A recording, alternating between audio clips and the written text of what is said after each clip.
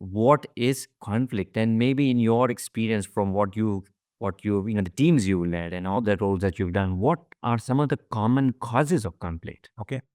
I think I can condense the two questions into one single answer, and I would say a conflict is a disagreement between two parties or three parties. As in our party, it could be, in fact, a conflict could be within yourself. It could be intrapersonal conflict. I have a conflict with myself, but it's a disagreement between two or more parties where they perceive a threat to their needs, their wants, their interests, their status, their sense of identity, their well-being, their concerns.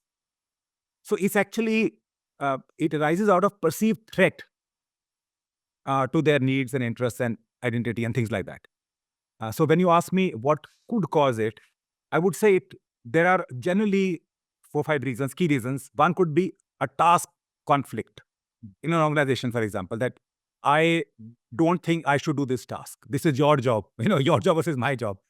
So that is one cause, that I don't think this task belongs to me, or it belongs to me. Why are we giving it to somebody else? The second could be a process conflict, which is I want to do it this way, but you tell me to do it that way. And we have a conflict on the way certain thing has to be done, or the timeline within which it has to be finished. So it could be that time conflict. It could also be a conflict of relationship, which can mean, for example, that I want you to spend more time with me, but you don't. I want you to invest in my career success, but you are always busy with yourself in meetings and projecting yourself and developing yourself. What about me if I'm your junior? It could be that you haven't invested time and effort to build the trust, and yet you always criticize me. You always pick holes in my work. You never appreciate me. So that could be one. So I'm bucketing it in the relationship. And the fourth, very critical one, I think, is conflict can come because somebody's status or sense of identity is fractured in some way. For example, if I take pride in having a lot of attention to detail, so I think I'm very meticulous.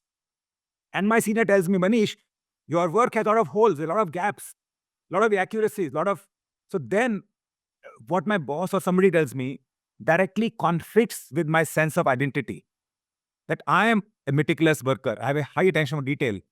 So sometimes things where a conversation or a comment conflicts with my own sense of status or identity, that can also create conflict.